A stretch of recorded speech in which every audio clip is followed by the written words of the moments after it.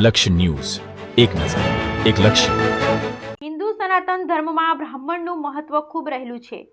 ઋષિમુનિઓ પોતાની આરાધનાથી ભગવાનને પ્રસન્ન કરતા હતા. ત્યારે ડભોઈ સહિત સમગ્ર રાજ્ય અને દેશમાં વસતા બ્રાહ્મણ શ્રાવણ માસની પૂર્ણિમાના દિવસે યજ્ઞોપવિત વિધિવત રીતે પૂજન સાથે બદલાતા હોય છે.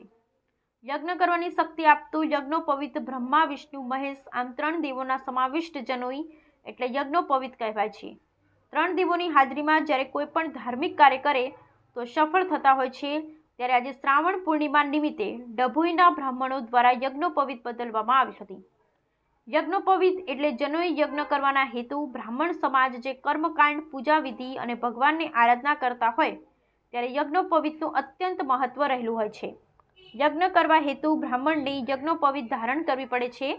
બાળાવસ્થામાં જ બાળકોને યજ્ઞોપવિત સહિત શિક્ષા આપવામાં આવે છે અને તેના આધારે બ્રાહ્મણ પૂજન વિધિ કરવા બટુક બ્રાહ્મણમાંથી બ્રાહ્મણ બને છે. ત્યારે યજ્ઞોપવિતને વિધિવત રીતે દર વર્ષે બદલવાની પરંપરા રહેલી છે. શ્રાવણ માસની પૂર્ણિમાના દિવસે યજ્ઞોપવિત એટલે જનોઈ બદલવાની હોય છે. યજ્ઞોપવિત્રના 3 દોરા બ્રાહ્મણ, વિષ્ણુ અને મહેશના પ્રતીક છે.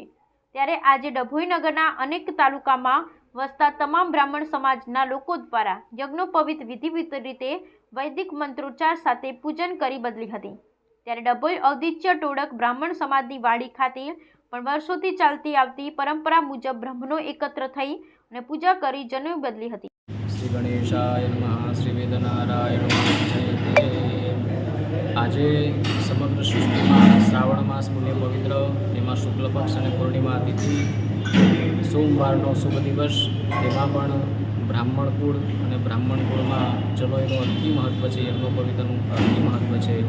અને એમાં ભગવાને કીધું છે કે સંભવામી યુગે યુગે ધર્મ સંસ્થાપનાર્થાય, એટલે કે ધર્મની સંસ્થાપના ભગવાનને ખૂબ જરૂરી છે. અને ધર્મ માટે દરેક હિન્દુ સનાતની માટે ધર્મ અતિ મહત્ત્વનો છે. એમાં બ્રાહ્મણ માટે જનોઈનો ધર્મ મહત્ત્વનો છે.